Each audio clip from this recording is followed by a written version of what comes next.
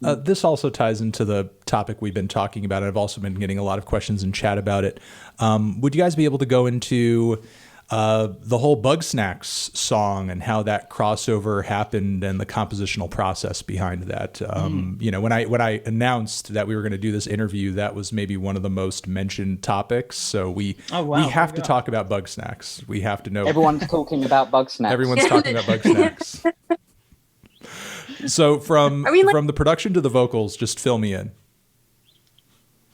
Yeah, I mean, the first time I heard about Bugsnax was when Gus just called me out of nowhere saying, like, we're going to make a song for this game.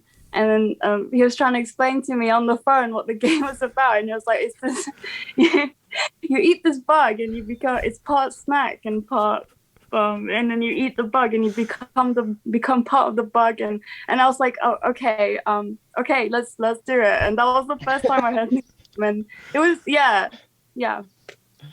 And then recorded the vocals in my room and sent it back. And yeah.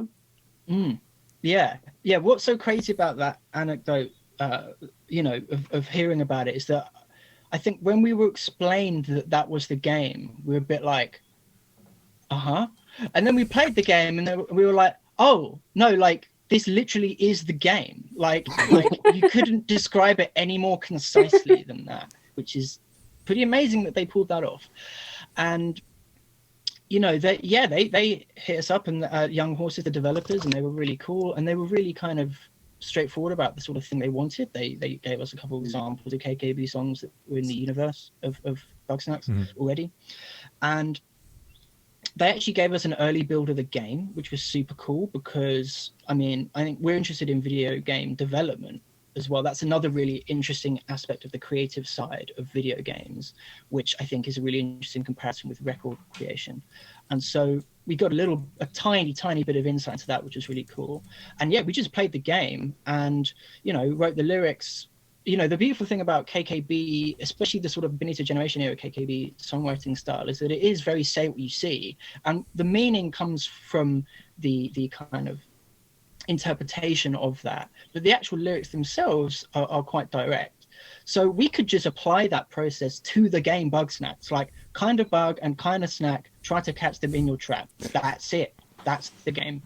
It's all there. And so we just, all we had to do was that. And I mean, it was actually funny. There were points where I remember we weren't sure what to write in the bridge, you know, the bit where it's, this bit, right? So we thought, okay, well, let's just play the game for a bit. So we literally just played the game, and then we saw a sandwich climbing up a wall and a carrot crawling. And we're like, okay, you might think it's impossible until you've seen a carrot crawl.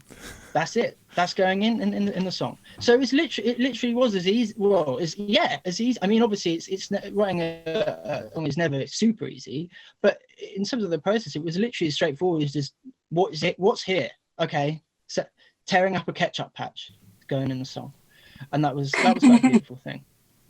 Thank you very much for watching this interview clip over on TND Streams. To see the full interview, click on the video link next to my head or down below, or hit up the link to subscribe to the channel or see our Patreon page to support what we do and get some extra bonus monthly content in the process. Anthony Fantano, forever.